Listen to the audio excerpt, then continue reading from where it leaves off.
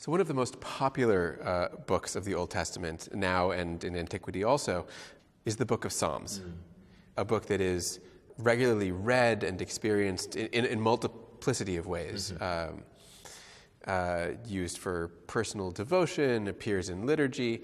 It was also supremely important for the Reformers as well, for some of the same reasons. Yeah, worship, yes. It's not a book that was necessarily experienced, and it's still not today, experienced as a book. Right? This is one of the few, I think, that nobody reads from start to finish, for the most part.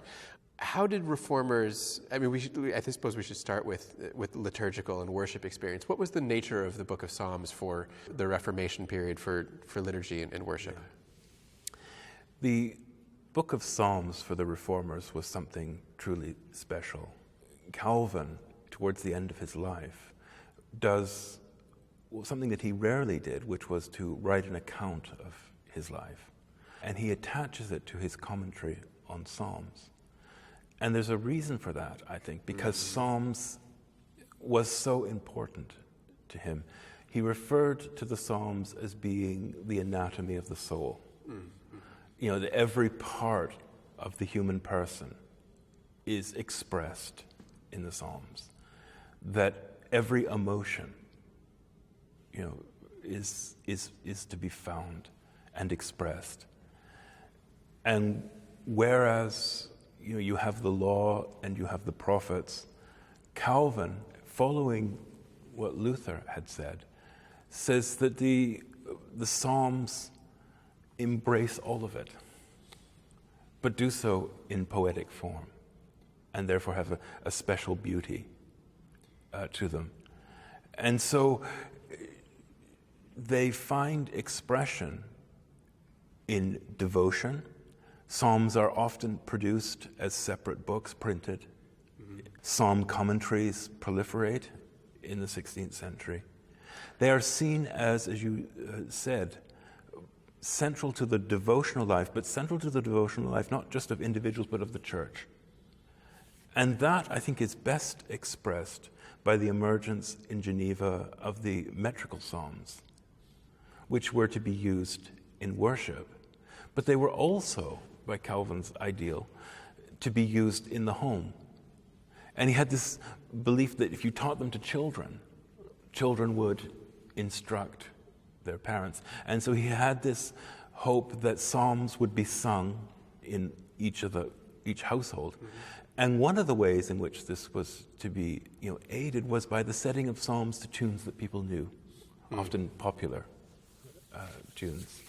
So that the Psalms, enter into a rich tradition that will go through Scotland and into this country of singing the Psalms, praying the Psalms, and the Psalms becoming, you get accounts of Huguenot armies going into battle in the French Wars of Religion, reciting out loud or singing out loud the Psalms as an identifier of who they were. They become a sort of marker of identity for the Calvinist tradition. Yeah, it's interesting. It makes me think, in the Jewish tradition, going back, to really to ancient times, the Psalms were exactly as you're describing, right? They were used for personal devotional reasons. They were used, in the home, on the Sabbath, after the meal, after, for saying prayers, and then you would sing a selection of Psalms, again, often to traditional, easy-to-learn tunes. For many people, including me to a certain extent,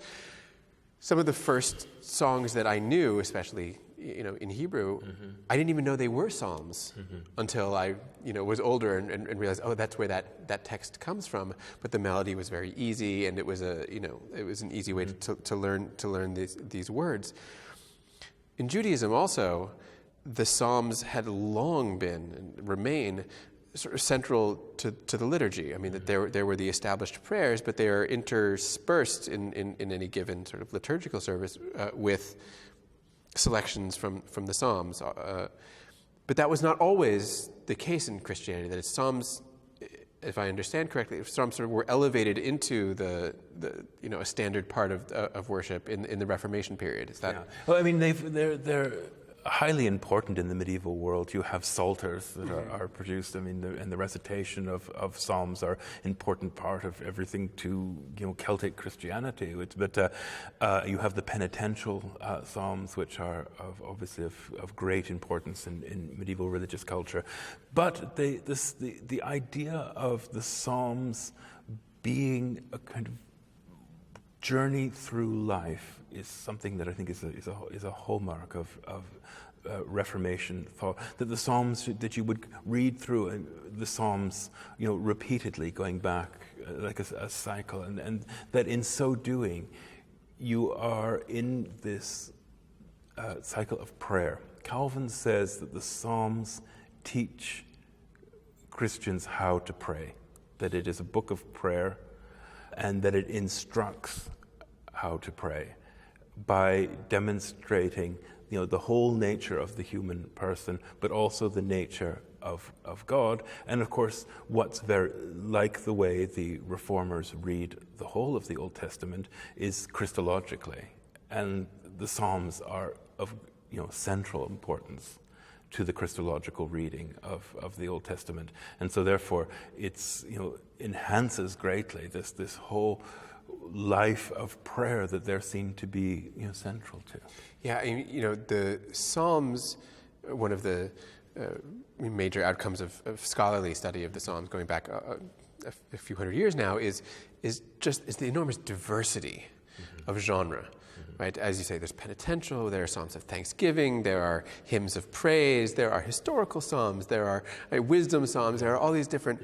One of the things that ties them together artificially, in reality, but who cares about that? Is the association of them with the person of David. Yes. Right, that David is understood as the author of the Psalms. Right, when it comes right down to it, David in the Hebrew Bible is listed as the author of about half of the Psalms. Yeah. But already in the New Testament and in early Jewish writings, David's name was synonymous with the Psalms. That is, you could refer to, right, the New Testament refers to, right, the Moses and the prophets and David. Yes. And with that as being referenced to the Psalms. So, David's role as author of the Psalms, right, that the human experience being described in the Psalms is being described in terms of David. I mean, you have the Psalms that have the titles, right, as what David said when he was running away from Saul, right? So they're framed in this Davidic narrative, while David is at the same time absolutely a sort of prototype for Jesus. Yep. So how does the understanding of David, who is obviously a Jewish hero, yes, but also a Christian type. Yes. This creates some complications for how to interpret this. Yes, and this goes to some of the central questions of Reform exegesis of the Old Testament in the 16th century, again into the 17th century. How much of the Old Testament can be read Christologically, and how much of it needs to be read, historically, in the sense of, it really is telling us about Israel and ancient Israel, and these people are who they really are, and not necessarily types of, and that goes particularly to the role of David in the Psalms, and Calvin, in contrast to many of his contemporaries, was less inclined to see all the Davidic roles as types of Christ. And for this, he was heavily criticized. But it goes to a tension there that's even in Reformation thought. How exactly is the Old Testament to be read? Because they were, far more so than I think their predecessors, they were very conscious of the fact that you had to get into the past, yes, right, to understand, right, the language is old, the context is old, and you can see in their writings, but also simply in the way that they talk about it, that getting back to original and understanding historical context was supremely important. But when the whole thing was in the service of the church, so for which Christological readings were, you can see that's a tension that they would have to manage. Yes, I mean, on the one hand, Calvin was extremely interested in the historical circumstances in which these stories evolved. He wanted to know about the geography, he wanted to know the history, he wanted to know the customs, the particularities of language. All of these he wanted to understand in their historical, as he saw it, historical context. But at the same time, there was, of course, the message that was to be drawn out of it, which was immediately relevant to the contemporary Christian community. Right. And that's a tension that goes back and forth in the 16th century, wanting to do justice to the past as the past, but seeing yourself in that past and the ways in which it informs the present. And I mean, and this has to do also, I mean, as we said earlier, with sort of the kinds of apparatus you find in That's right. That you find sort of scholarly marginalia, right, about geography and that sort of thing, and then you find commentary that is Christological readings, and both things are on the page, and you have to even a given reader has to navigate between the two. I mean, an example that we both know is the Zurich Latin Bible of 1543, which on the outer margins has all this geographical information, historical information, all this, the rest of it, and on the inside has the Christological. And so, as you say, they're occupying the same page. And it's not that there's a kind of dichotomy between the two. They see them as part of the same, as ways of interpreting the text. But it tells us that they're thinking about these texts in both ways. Right. The Psalms are often held up as not only the height of expressiveness of personality, which in the Bible, which they certainly are, but also as, I think authentically, the pinnacle of biblical poetry. These are, as you say, right, these are guides not just for how to feel, but how to pray. Right, Yes. This is how we should be expressing ourselves. If you were to look at modern Israeli poetry, you would see how deeply dependent on biblical poetry and the Psalms modern Israeli poetry takes over the structures and the language, and you can see absolutely the genetic relationship between the two. The same thing, as I understand it, is true as the Psalms are being translated into vernacular languages, that those vernacular poetic translations are influencing the contemporaneous poetry in those places and times. Absolutely. And the translations that are made of the Psalms into French, for example, are being done by poets. So this is, and Calvin says one of the particular beauties of the Psalms is its poetry, and so this becomes in many ways, particularly again for the Reformed tradition, the extraordinarily influential literary form that will go into a whole range of other forms of expression. Right. At the same time, and this is something we were talking about with in Genesis, is the sort of the two-way street of reading and translating is reading the Psalms and translating them into a kind of poetry that they would recognize. That is, biblical poetry is actually very much unlike almost any other. It doesn't have rhyme, it doesn't have meter.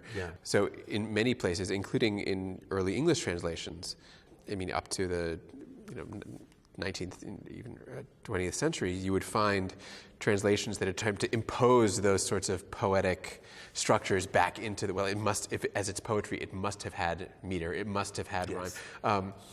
And you see that happening in the Reformation also. So it's going both ways, right?